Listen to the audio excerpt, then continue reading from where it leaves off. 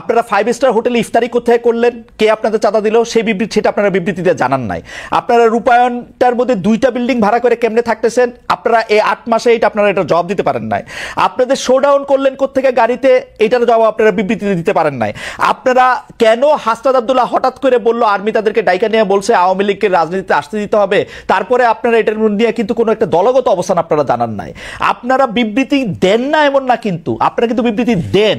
জনাব নাহিদ ইসলাম এবং আপনাদের মিডিয়া সেলের পক্ষ থেকে আমরা অনেক বিবৃতি পাইছি, এগুলি ব্যাপারে আমরা কোনো বিবৃতি পাই নাই আনফরচুনেটলি। টক শো থেকে আপনি কথা কইলেন, এখন আপনার কথাটা কি আমরা শুনবো নাকি আপনার একটা পার্টির বিবৃতি আশা করবো? আপনি নতুন রাজনৈতিক বন্দোবস্তের কথা বলতেছেন, একটা নতুন আপনি আমাকে দেখাইতে পারবেন যে এনসিপির সাথে বিএনপির কি তফাৎ, এনসিপির সাথে জামায়াতের কি তফাৎ? কোন জায়গা দিয়ে আপনারা একটা তফাৎ করতেছেন আরেকটা জায়গা দিয়ে একটা নতুন বন্দোবস্ত আনছেন? একটা উদাহরণ দেখান একটা নতুন বন্দোবস্তের। আচ্ছা খালেদ ভাই, বিবৃতি দিয়েই যদি এসব অপসংস্কৃতি বা এসব ব্যাপার থেকে মুক্ত হওয়া যেত তাহলে বোধহয় বিবৃতি দেওয়া হতো। আমরা কোন কোন বিষয়ে বিবৃতি দিয়েছি আপনি নিশ্চয়ই সেটা যেহেতু খেয়াল করেছেন আপনি খেয়াল করে থাকবেন। এইসব ব্যাপারগুলা বিবৃতি দিয়ে দায়সারা ভাবে ফেরানো যাবে না, এগুলোকে জনগণের কাছে পরিষ্কার করতে হবে। এবং অর্থনৈতিক স্বচ্ছতা আমাদের রাজনৈতিক দল জন্ম নেয়ার আগে থেকে আমাদের অন্যতম প্রায়োরিটি। শুধু বাংলাদেশে কোন রাজনৈতিক দলের এই গত 53 বছরের রাজনৈতিক সংস্কৃতিতে অর্থনৈতিক স্বচ্ছতা কখনো কোনো রাজনৈতিক দল দেখায় না। এবং আমরা জন্ম নেয়ার আগে থেকেই এই আলোচনা, আপনি যে 8 মাস বললেন, জন্ম নিয়েছে 1 মাস আগে, এর আগে থেকে আমরা যখন এই প্রক্রিয়ার মধ্যে ছিলাম এটা ছিল আমাদের অন্যতম প্রায়োরিটি। আপনার একটা জিনিস, একজন ব্যক্তি একটা রাজনৈতিক দলের 1-2 জন কিছু করবে সেটাকে ডিফেন্ড করে একটা বিবৃতি দিয়ে কিন্তু ব্যাপারটা থেকে দায়সারা হওয়া যাবে না। বরং আমাদের হোমওয়ার্কটা হচ্ছে, আমাদের কর্মযজ্ঞটা হচ্ছে এই জিনিসটা কিভাবে স্বচ্ছভাবে মানুষের কাছে পরিষ্কার করা যায়, যাতে এটাই হচ্ছে আমাদের বিএনপি এবং জামাতের থেকে আমাদের পার্থক্য। বিএনপি এবং এই যেসব রাজনৈতিক দল স্টাবলিশ ছিল তারা কি শোডাউনের রাজনীতি করে নাই, তারা কি পেশি শক্তি দেখায় নাই, তারা কি আর্থিক প্রভাব প্রতিপত্তি দেখায় নাই বিভিন্ন জেলায়? এটা তো আপনি অনেক অভিজ্ঞ, আপনি অনেক বছরের আপনার অভিজ্ঞতার। আমি বলি আমাকে শেষ করতে দেন যে এখন এটা থেকে আমরা ডিফারেন্ট কিভাবে হব, যে এগুলোকে আমাদেরকে চেক করতে হবে। বিবৃতি দিয়ে কিন্তু এখান থেকে দায়সারা ভাবে আমরা মুক্তি পেতে পারবো না, এগুলোকে আমাদের অ্যাড্রেস করতে হবে, এগুলোকে ফ্লেক্সিবল করতে হবে কিভাবে জনগণের কাছে পৌঁছানো যায়।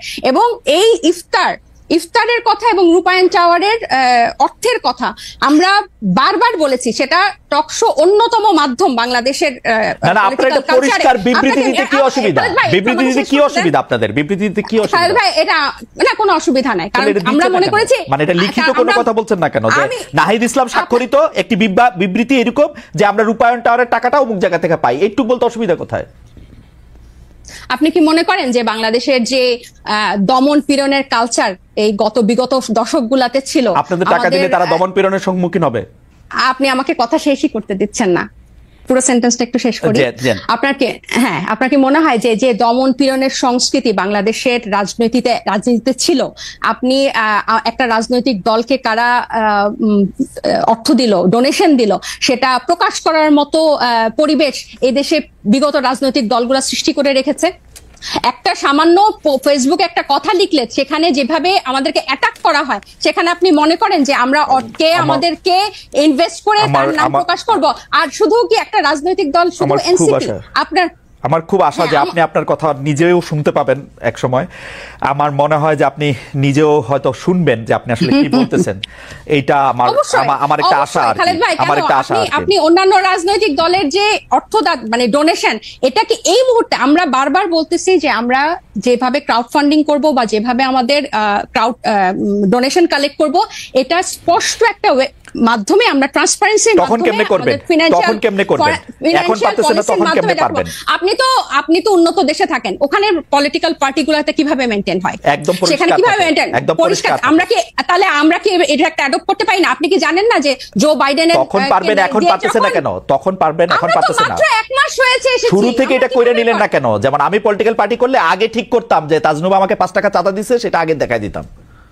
এজন্য আপনি পলিটিক্যাল পার্টি করেন নাই, আমরা করেছি। আমাদের এই এবং আপনি বিএনপি আওয়ামী লীগের মতোই আরেকটা পলিটিক্যাল পার্টি করতেছেন না, এটা আপনি এত তাড়াতাড়ি 1 মাসে আপনি আমি 1 মাসে বুঝতে পারি। সেটাও বলেন না, সবাই বলে যে morning show the morning always not show the days. এবং আমি আপনাকে বলি যে আমরা জুলাই আগস্টে গণ অভ্যুত্থান থেকে একটা রাজনৈতিক দল আসলো, এরপর জাতীয় নাগরিক কমিটি, এরপর হচ্ছে আমরা দল গঠনে কাজ দিলাম। এবং আমরা কিন্তু এখানে শুধু ছাত্রদের যে একটা অংশ তা না, এখানে কিন্তু সিভিল সোসাইটির একটা বড় অংশ কিন্তু এখানে যুক্ত হয়েছে। এবং আমি আপনার জ্ঞাতার্থে বলতে চাই, এই যে সিভিল সোসাইটির একটা বড় অংশ যে নাগরিক পার্টিতে যুক্ত হয়েছে, এখানে চিকিৎসক আছে, আইনজীবী আছে, ব্যবসায়ী আছে, এবং আমি একটু শেষ করি, এখানে কিন্তু প্রকৌশলী আছে, এখানে টিচার আছে, সাংবাদিক আছে, এবং তাদের একটা কিন্তু ফান্ড এখানে আছে। এবং একটা যখন কর্মসূচি হয় বা ইফতার হয়, এরকম একটা প্রোগ্রামে কিন্তু একটা বড় ডোনেশন বা আমাদের ওয়েলউইশাররা দিয়ে থাকেন। এখন এগুলো যে আমরা প্রকাশ করব, আমাদেরকে কিন্তু একটাই, বাংলাদেশের মতো অপসংস্কৃতির রাজনীতিতে জন্ম নিয়ে হুট করে যে আমরা এটা প্রকাশ করব, আপনি হয়তো 1 মাসে পারতেন, আমরা এটা পারি নাই, এটা আমাদেরকে সময় নিয়ে। ডক্টর জাবিন, আমি একটু বলি, ডক্টর জাবিন ঘোষণা দিয়ে যেমন ধরা যায়, আমার কিন্তু বিশ্বাস যে ডক্টর তাজনুভা জাবিনও এটার মধ্যে চাঁদা দেন, কারণ ডক্টর তাজনুভা জাবিনের এই চাঁদা দেওয়ার ক্ষমতা আছে, সামর্থ্য আছে, এবং তিনি সেটি দেনও। এটা প্রকাশ করলে মানে আমি দলটা করতে পারবো, দলকে আমি চাঁদা দিচ্ছি এটাও বলতে পারবো না, মানে এটা কেমন কথা? অবশ্যই বলতে পারবো, অবশ্যই, কেন বলতে পারবো না? আমরা তো একবারও বলছি না যে আমরা বলবো না, কিন্তু যারা একটা নতুন, আমরা তো একবারও বলি না যে খালেদ ভাই আমরা বলবো না। আপনাকে আমি বললাম যে আপনি যেসব উন্নত দেশে থাকেন সেসব দেশে কিভাবে হয়, আমরাও কিন্তু এগুলো বিভিন্ন ফলো করছি, এবং আমাদের একটা আইটি টিম হয়েছে কিভাবে এই ওয়েবসাইটটা ডিজাইন করা যায়, যেখানে টাকা কিভাবে ঢুকবে এবং টাকা বের হবে দেখানো যাবে। কিন্তু 1 মাসের আগে আপনারা যখন এই প্রশ্ন ইফতারগুলো যখন হয়, তখন 1 মাসও হয় নাই, ওই মুহূর্তে এটা কিভাবে প্রকাশ করব ওই পলিসিটা আমাদের হয় না। বারবার একই উত্তর দিয়েছি। রাইট, একই উত্তর আপনারা দিয়ে গেছেন। আমাদের উত্তরও আপনার রাজনৈতিক দল হিসেবে আমাদেরকে একটু ক্ষমা ঘেন্না করে মায়ের কম দিয়ে আমাদের উত্তর একটু শুনে রাখেন।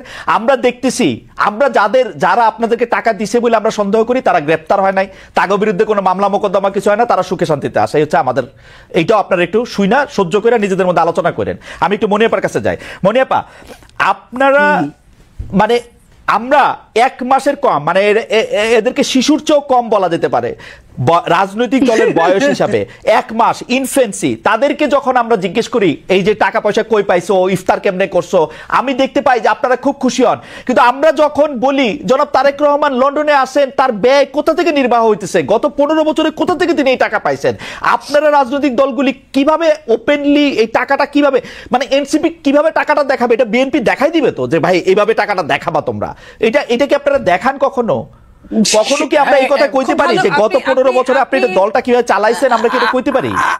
আপনি খুব ভালো প্রশ্ন করেছেন। আমি আপনার প্রশ্নের উত্তর দেওয়ার আগে আমি একটুখানি বলতে চাই, তাসনুভা যে কথাটা বললেন এতক্ষণ, প্রথম আলো রিপোর্ট নিয়ে কথা বললেন, বিএনপির বয়সটাও বললেন 47 বছর। তো 47 বছরের যে বিএনপি, যার নামে আওয়ামী লীগ 1.5 লক্ষের অধিক মামলা করেছে এবং প্রায় 50-60 লক্ষ আসামি আছে, শুধু আসামি আছে, যে মানুষগুলো একটা থানার মানুষও অনেক দলের নাই। আমি এটা অহংকার করে বলছি না, এটাই সত্য। এখন আমি এই জায়গায় বলছি যে তারা তো মাত্র নতুন 1 মাসের একটা দল, তো তাদের এত প্রশ্নের উত্তর দিতে হয় এবং দিতে পারছে না, কোনো প্রশ্নের উত্তরই তারা দিতে পারছে না। টিউশনি করা যে উপদেশটা 6 কোটি টাকার, না আপা, আপনি আপনার কথা বলেন, আপনি কথা বলেন, আপনি যে অর্থনৈতিক স্বচ্ছতা ওর কাছ থেকে দাবি করেন, আপনি যে অর্থনৈতিক স্বচ্ছতা জাতীয় নাগরিক পার্টির কাছে, তাহলে আপনি আরেকটা প্রশ্ন এনে তো লাভ নাই, টিউশনি করেন যে কর্মকর্তা, তার জবাব আপনার সে দিবে। আমি সেই প্রশ্নটার উত্তর অবশ্যই দিব। আমি বলি নাই যে কন্টিনেন্টালের 10টা হোটেল, কন্টিনেন্টালের 10টা রুম আটকায় রেখে 53 কোটি টাকা এই 1 মাসের একটা বাচ্চা দলের, শিশু দলের 53 কোটি টাকা, এই কথা সত্য না, এটা বিএনপির প্রপাগান্ডা, এটা বিএনপির প্রপাগান্ডা। আমি এটাও বলি নাই, পত্রিকায় দেখেছি, আমি পত্রিকায় দেখে কথা বললাম। আমি এটাও বলি নাই যে পিজি হাসপাতালের 8টা-10টা রুম মাসের পর মাস আটকে রেখে, আপনার কি বলে কেবিন আটকে রেখে, সেটা আমি কিন্তু এটাও বলি নাই যে আপনার এই যে প্রত্যেকেই চাঁদাবাজি করতে গিয়ে প্রত্যেকটা জেলায় বলতেছেন আপা, এগুলা আপনি আপনার অর্থনৈতিক স্বচ্ছতার কথাটা বলেন আপা। আমি আমার অর্থনৈতিক স্বচ্ছতা, বিএনপি প্রত্যেক বছর বিএনপির যে অফিস আছে, অফিস থেকে এটার নির্বাচন কমিশনে একটা জবাবদিহিতা থাকে, এটা আমি দেখছি আপা। এটা আমি আমি আপনাদের বলি, এটা আমি গত 27 বছর ধরে দেখে আসতেছি।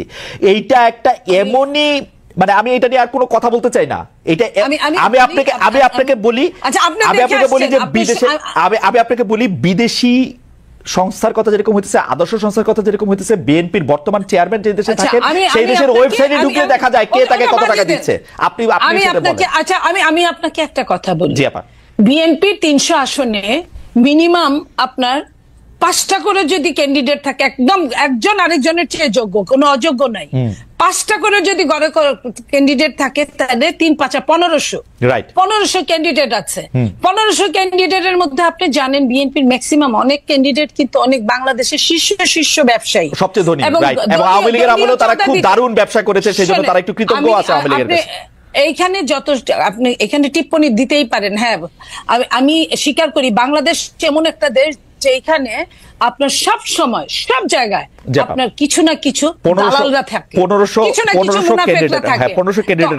আমি ওইটা বললাম। এবং যে লন্ডনে আমাদের নেতা থাকে জনাব তারেক রহমান, সেখানে প্রায় 30 থেকে 35 লক্ষ শুধু বাঙালিরাই থাকে লন্ডনে, এবং তার মধ্যে 15-20 লক্ষ আপনার সিলেটি আছে। আপনি খেয়াল করেন যাদের অনেক হোটেল আছে, আপনি জানেন, যেমন ধরেন তারেক রহমান সাহেবের সেক্রেটারি আপনি এই কথাটা বললেন না, আপনার বিপদ হবে, আপনি আটকাবেন। আমি বলি, আপনি এই কথাটা বললেন না, আপনার আমি আটকাই, আমি আপনাকে খুবই ভালোবাসি, সেজন্য আমি আপনাকে আটকালাম। আমি আপনাকে বলি, আমার কোনো অসুবিধা নাই, আমার কোনো অসুবিধা নাই, আমাকে বলি, আমি প্রশ্নটা বলি। জনাব তারেক রহমান রে বাংলাদেশে থাকা 1500 সংসদ আমি ওটা বলি নাই, আমি সংসদ যে কেউ তাকে 1500 কোটি টাকা দেয়, আমার কোনো আপত্তি নাই। আমি শুধু এটা 1500 কোটি টাকা আমি এটা ক্লিক করে দেখতে চাই যে এটা কোথা থেকে আসতেছে। আমার শুনেন, আমার দিতে হবে কেন? আমার যে নেতা, আমি আমার নেতাকে পছন্দ করতেই পারি, আমার নেতার বিপদের সময় আমি তার পাশে দাঁড়াতেই পারি না? এখানে কিন্তু কোনো নিষেধাজ্ঞা নাই, এখানে কোনো নিষেধাজ্ঞা নাই। এবং যারা সারা বিশ্বে বিভিন্ন জায়গায় ভালো ভালো জায়গায় আছে, তারা যারা বিএনপি করে তারা তার নেতার পাশে দাঁড়াতেই পারে। আমি কিন্তু এই কথাটা বলছি, তার জন্য তাকে যে কিছু করতে হবে সে তো সারাদিন কিছু করতে হবে না, কিছু করতে হবে না। একজন পাবলিক পার্সন হিসেবে আমাকে দেখাবে, পাবলিক পার্সন হিসেবে আমাকে দেখাবে তার টাকাটা কোত্থেকে আসতেছে। আপা একটুক চাওয়া আমাদের। এটা আপনারা এক কাজ করেন, আপনারা সাংবাদিক, আপনার মনে কি কখনো এই প্রশ্ন এসেছে? আমি যখন 1 মাস বয়সী, 1 মাস বসে কোথায় পাবো তার